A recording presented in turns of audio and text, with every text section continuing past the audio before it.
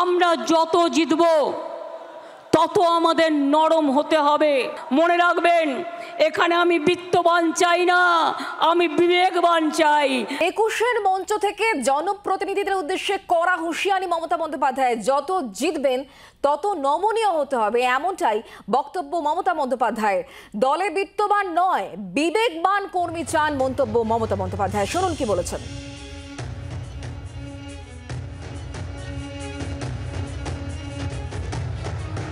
আমরা তিনটে পার্টির সাথে লড়াই করে জিতে এসেছি, বিজেপি, কংগ্রেস এবং সিপিএম। আমি স্যালুট জানাই বাংলার মানুষকে, যারা আপনারা আমাদের সমর্থন দিয়েছেন। যারা দেননি, আগামী দিন তাদের কাছেও সমর্থন আশা করব। আমরা যত জিতব তত আমাদের নরম হতে হবে। আমরা যত জিতব তত আমাদের দায়িত্ব বাড়বে। আমরা যত জিতব তত মানুষের কর্মী হতে পারবো। তৃণমূল কর্মী মানে তৃণমূল কংগ্রেস শুধু রাজনৈতিক দলের কর্মী নয়, তৃণমূল কংগ্রেস একটা সেবার কাজকর্মের প্ল্যাটফর্ম। মনে রাখবেন, এখানে আমি বিত্তবান চাই না, আমি বিবেকবান চাই। দলের কোন্দল ঠেকাতে অভিষেক বন্দ্যোপাধ্যায় সুরেই কড়া বার্তা দিয়েছেন তৃণমূল সুপ্রিমো। অন্যায় করলে তৃণমূলকেও ছাড়বেন না তিনি, এমনই মন্তব্য তার। তৃণমূলের কেউ অন্যায় করলে তাদেরও গ্রেফতার করি, মা বোনেদের আরো বেশি সম্মান করতে হবে। এখন থেকে যাতে কোনো অভিযোগ না আসে, কর্মীদের কড়া বার্তা দিয়েছেন তৃণমূল সুপ্রিমো আজকের এই মঞ্চ থেকে। তৃণমূল কংগ্রেস আমরা মানুষের সামাজিক বন্ধু হব। তৃণমূল কংগ্রেস মানুষের সামাজিক বন্ধু হবে। আমি বিবেকবান চাই, বিত্তবান চাই না। কেন জানেন? পয়সা আসে চলে যায়, সেবার কোনো বিকল্প নাই, এটা মাথায় রাখবেন। মানুষের কাছে কাজ করে দেব, দরকার হলে নিজে গিয়ে তার দরখাস্তটা লিখে দেব। আমি অল মিউনিসিপ্যালিটি, পঞ্চায়েত, এমএলএ, এমপিদের সকলকে বলবো, এখন থেকে কোনো অভিযোগ যেন কারো বিরুদ্ধে দল না পায়। যদি কোনো অভিযোগ কারো বিরুদ্ধে পায়, আমরা কিন্তু উপযুক্ত অ্যাকশন নেব, এটা মাথায় রাখবেন। আমি চাই আপনারা গরিব থাকুন, মানে যা আছে ঘরে সেটা খেয়ে বেঁচে থাকুন।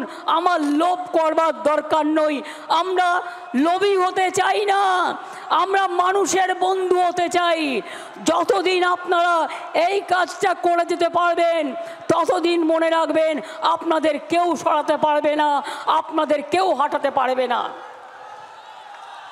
অন্যায় করলে আপনারা দেখেছেন, আমি তৃণমূল কংগ্রেসকেও ছাড়ি না, তৃণমূল কংগ্রেসকেও গ্রেপ্তার করি।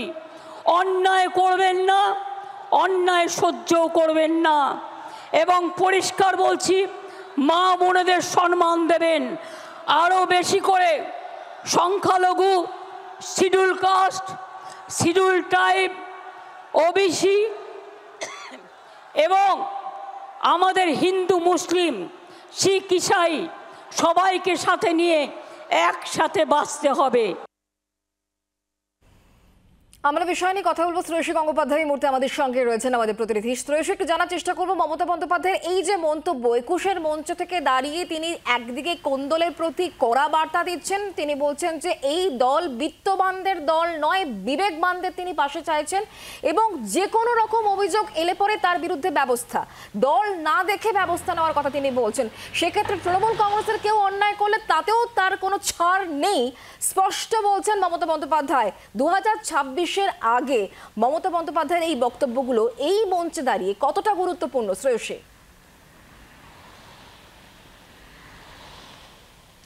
দেখো, নিশ্চিতভাবে বলতে গেলে ২০২৬-এ যে বিধানসভা ভোট, সেই বিধানসভা ভোটের আমরা জানি আরো প্রায় ১.৫ বছরেরও বেশি সময় বাকি রয়েছে। সেই হিসেব করলেও কিন্তু কার্যত বলা যেতে পারে যে এই সময়টা কিন্তু কার্যত কর্মীদের সংশোধন, অর্থাৎ আত্মসংশোধনের পথে, কিন্তু সেক্ষেত্রে আত্মসংশোধন করার বার্তাই দিলেন কিন্তু তৃণমূল সুপ্রিমো।